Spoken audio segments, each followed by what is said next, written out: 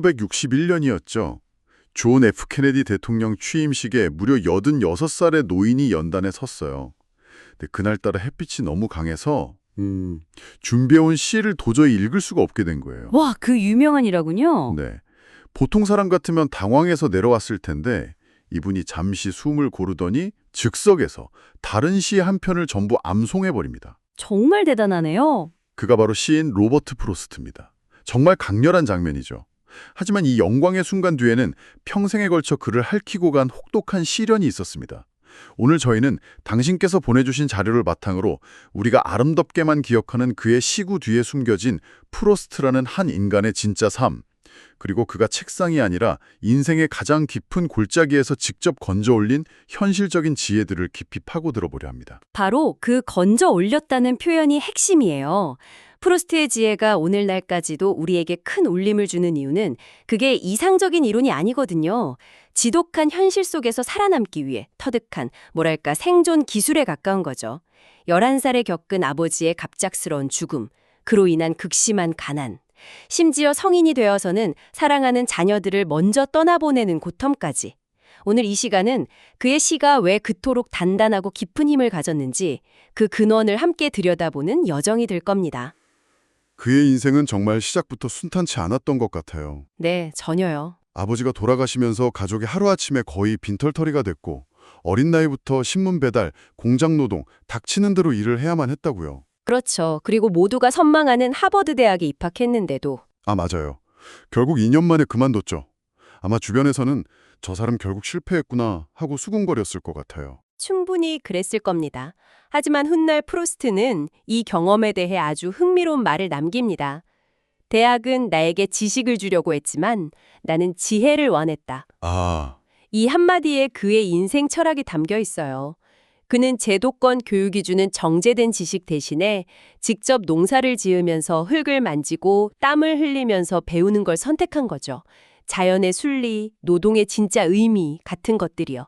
책상에 앉아서는 결코 배울 수 없는 종류의 지혜거든요. 그리고 콜레라와 산용열로 어린 두 자녀를 잃는 정말 상상조차 하기 힘든 고통을 겪으면서 삶과 죽음의 본질을 온몸으로 마주하게 됩니다.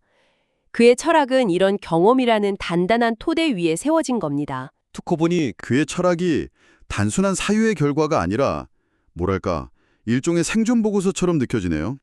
그런 고통을 겪고도 삶을 이어나가려면 세상을 이해하는 자기만의 방식이 반드시 필요했을 테니까요.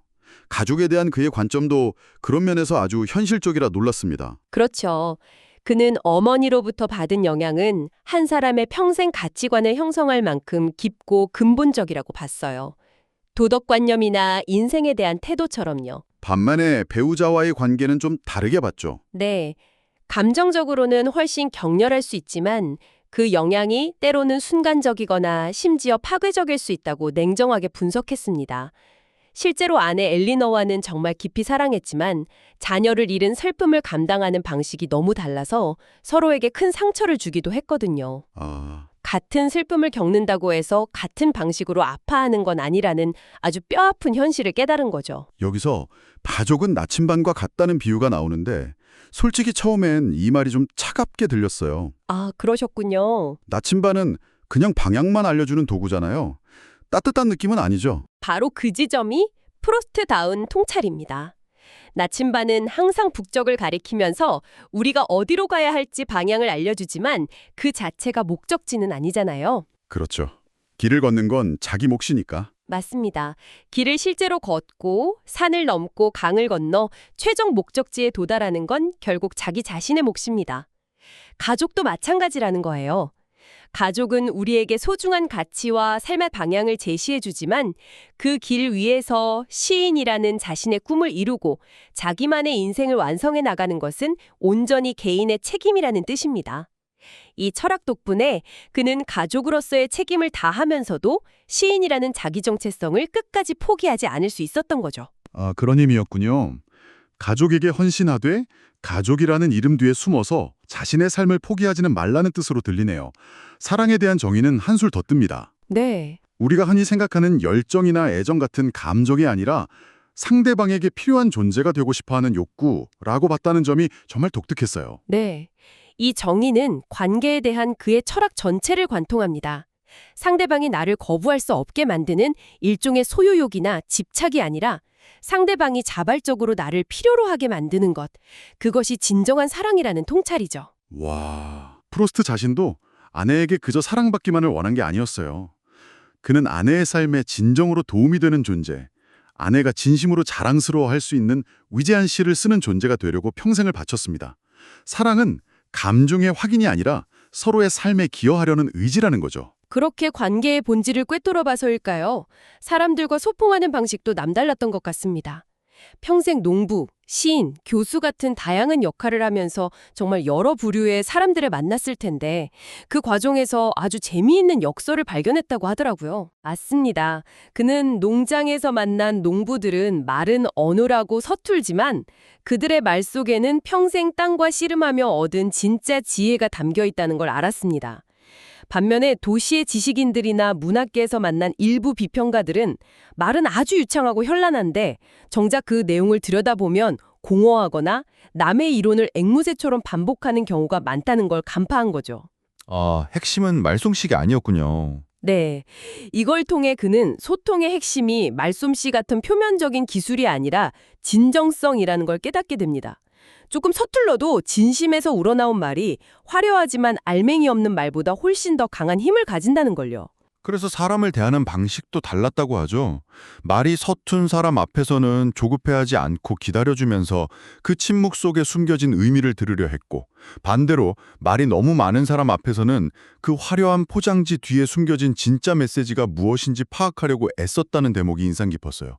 그리고 그 유명한 시 구절, 좋은 울타리가 좋은 이웃을 만든다는 말도 여기서 연결됩니다. 아, 네네. 많은 사람들이 이걸 단순히 물리적인 경계나 사생활 보호 정도로만 생각하지만 프로스트가 말한 울타리는 훨씬 더 깊은 의미를 가집니다. 어떤 의미죠? 바로 인간관계에서의 심리적 거리죠. 심리적 거리요? 그게 정확히 어떤 의미일까요?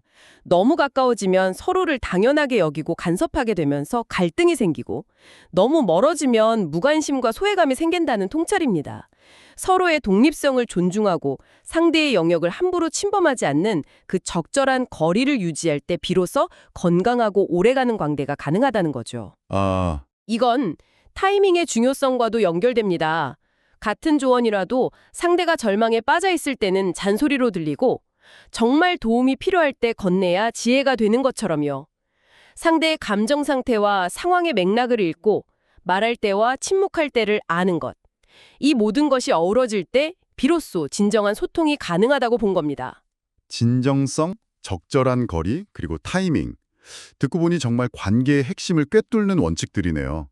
이런 지혜들은 어쩌면 그 자신이 수많은 거절과 실패라는 역경을 겪었기 때문에 더 절실하게 깨달은 것일지도 모르겠습니다. 그가 이런 어려움들을 헤쳐나간 방식도 아주 현실적이더라고요. 그야말로 신기주의의 끝판왕이라고 할 수 있죠. 프로스트는 평생 농장 경영 실패, 수십 군데 출판사에서의 원고 거절 등 끔찍한 경제적 어려움에 시달렸습니다. 자료에 따르면 수많은 밤을 이러다 우리 가족 다 굶어 죽는 거 아닐까 하는 걱정으로 뜬 눈으로 지새우다 문득 한 가지 사실을 깨달았다고 해요. 뭘 깨달았을까요? 바로 걱정하는 시간에 실제로 일을 하면 문제의 상당 부분이 해결된다는 것이었죠. 하하, 정말 단순하면서도 강력한 진리네요. 이게 바로 행동 중심적 사고입니다. 예를 들어 농작물에 병충해가 생길까 봐 걱정만 하고 있으면 병충해는 절대 사라지지 않죠. 하지만 그 시간에 밭에 나가서 예당 작업을 하면 실제로 병충해가 생길 확률이 줄어듭니다. 아, 그렇죠. 원고가 거절당할까 봐 불안에 떠는 대신 그 시간에 한 줄이라도 더 좋은 시를 쓰려고 노력하는 거죠. 문제가 생겼을 때 원인을 분석하거나 남을 탓하는 데 에너지를 낭비하기보다 그래서 지금 당장 내가 할 수 있는 게 뭐지? 를 묻고 그 작은 일부터 시작하는 게 훨씬 효과적이라는 걸 몸으로 깨달은 겁니다. 그런데 그냥 해라는 말이 때로는 너무 막막하게 들릴 때도 있잖아요. 문제가 너무 거대해 보이면 어디서부터 손을 대야 할지 몰라서 주저앉게 되니까요. 정확한 지적입니다. 그래서 프로스트에게는 또 다른 중요한 원칙이 있었습니다. 바로 문제의 세분화입니다. 문제를 잘게 쪼개는 거군요. 네. 망해가는 농장을 어떻게 살릴 것인가처럼 거대한 문제를 통째로 마주하면 누구라도 압도당하고 절망하게 됩니다. 대신 그는 그 문제를 아주 잘게 쪼갰습니다. 이번 달 생활비는 어떻게 마련할까? 내년 봄에 씨앗값은 어떻게 구하지? 이런 식으로요. 마치 큰 케이크를 한 번에 먹으려고 하지 않고 작은 조각으로 나눠서 한 입씩 먹는 것과 비슷하네요. 그렇습니다. 이 접근법의 가장 큰 장점은 절망감을 줄이고 성취감을 높인다는 데 있습니다. 아무리 작은 문제라도 하나 해결하고 나면 나도 할 수 있네 라는 자신감이 붙고 그게 다음 문제를 해결할 동력이 되거든요. 아, 작은 성공의 경험들? 네. 이 작은 성공의 경험들이 쌓여서 결국에는 거대한 문제 전체를 해결하게 만드는 거죠. 그리고 이 과정에서 필연적으로 마주하게 되는 실패에 대한 관점도 완전히 바꿔버립니다. 실패에 대한 관점이요? 수없이 원고를 거절당했는데 그걸 어떻게 받아들였다는 건가요? 그는 실패를 끝이 아니라 과정의 일부로 재정의했습니다. 농작물이 병해로 망하거나 출판사에서 원고가 거절당하는 것은 자신의 시인으로서의 인생이 실패한 게 아니라 더 나은 결과를 얻기 위한 학습 과정에서 얻은 데이터라고 생각한 거죠. 데이터를 얻는 과정이다. 네. 예를 들어 초기의 작품들이 거절당했을 때 그는 감정적으로 분노하거나 좌절하는 대신 편집자들이 보내온 거절 편지에 담긴 피드백을 아주 주의 깊게 분석해서 자신의 문체와 주제를 개선하는 데 활용했습니다. 실패를 성장의 발판으로 삼은 겁니다. 이 모든 걸 종합해보면 실패를 통해 배우는 그의 태도 자체가 평생 학습의 원동력이었던 것 같네요. 하버드 중퇴생이었지만 사실은 누구보다 배움에 진심이었던 셈이니까요. 맞습니다. 그는 진정한 배움은 감정적 안정에서 시작된다고 믿었습니다. 화가 나거나 자신감을 잃은 상태, 즉 감정이 격해진 상태에서는 뇌가 방어적으로 변해서 새로운 정보를 객관적으로 받아들이기 어려워진다는 것을 경험으로 깨달은 거죠. 아, 그럴 수 있겠네요. 그가 초기에 시를 거절당했을 때 편집자들을 비난하며 화만 냈다면 자신의 작품이 왜 부족한지 영원히 알 수 없었을 겁니다. 하지만 마음을 가라앉히고 비판을 건설적으로 받아들이면서부터 그의 작품 수준이 비약적으로 향상될 수 있었죠. 배움을 위한 열린 마음도 평생 유지했던 태도라고요. 나이나 학력, 사회적 지위에 상관없이 모든 사람에게서 배울 점이 있다고 믿었다는 점이 정말 대단하게 느껴졌어요. 네. 농장에서는 경험 많은 늙은 농부들에게서 땅과 날씨에 대한 실용적인 지혜를 배우고 나중에 교수가 되어서는 젊은 학생들에게서 새로운 관점과 열정을 배웠다고 하니까요. 심지어 나이가 들수록 젊은이들에게서 더 많이 배워야 한다고 말하기까지 했습니다. 와, 그리고 이 모든 지혜는 결국 행복에 대한 그의 독특한 덩어리로 귀결됩니다. 그는 행복을 인생의 길이가 아닌 깊이의 문제로 봤습니다. 100년을 살아도 의미 없이 사는 삶이 있고 짧게 살아도 깊은 족적을 남기는 삶이 있다는 거죠. 그리고 가장 중요한 것은 그가 행복을 인생의 목표로 직접 추구해야 할 대상이 아니라 부산물로 여겼다는 점입니다. 부산물이요? 그 표현이 정말 흥미네요. 보통은 행복해지려고 무언가를 하는데 프로스트는 순서를 완전히 뒤집은 거잖아요. 바로 그겁니다. 행복 그 자체를 좇으면 오히려 더 불행해지기 쉽다는 역설을 그는 간파한 겁니다. 대신 의미 있는 일, 자신이 진정으로 사랑하고 가치 있다고 믿는 일에 완전히 몰두하다 보면 행복은 마치 그림자처럼 자연스럽게 따라온다는 거죠. 아, 프로스트에게 그 의미 있는 일은 바로 시를 쓰는 행위 그 자체였습니다. 그가 느낀 가장 큰 행복은 시를 쓰는 과정에서 느끼는 창작의 기쁨이었지 그 결과물로 얻는 명예나 상이 아니었어요. 작품이 인정받고 퓰리처상을 4번이나 받고 대통령 취임식에 서는 것은 그저 열심히 길을 가다 보니 따라온 부차적인 결과물일 뿐이었던 거죠. 결국 로버트 프로스트가 86년이라는 긴 삶을 통해 우리에게 남긴 것은 인생은 고통스럽지만 그 어려움 속에서도 계속 살아가며 그 과정 자체에서 의미를 찾아야 한다는 아주 단순하고도 강력한 진실인 것 같습니다. 가족, 소통, 역경, 행복에 대한 그의 지혜는 100년이라는 시간을 훌쩍 뛰어넘어 오늘을 살아가는 우리에게도 여전히 깊은 울림을 주네요. 그렇습니다. 프로스트는 젊은 시절 주변으로부터 실패한 농부, 뜬구름 잡는 몽상가라는 평가를 받았습니다. 하지만 그는 그런 외부의 정의를 단호히 거부하고 자기 자신만의 방식으로 성공을 정의했습니다. 돈이나 명예가 아닌 네, 돈이나 명예가 아니라 자신이 진정으로 사랑하는 일을 하면서 단단하게 살아가는 것, 그것이 그가 정의한 성공이었죠.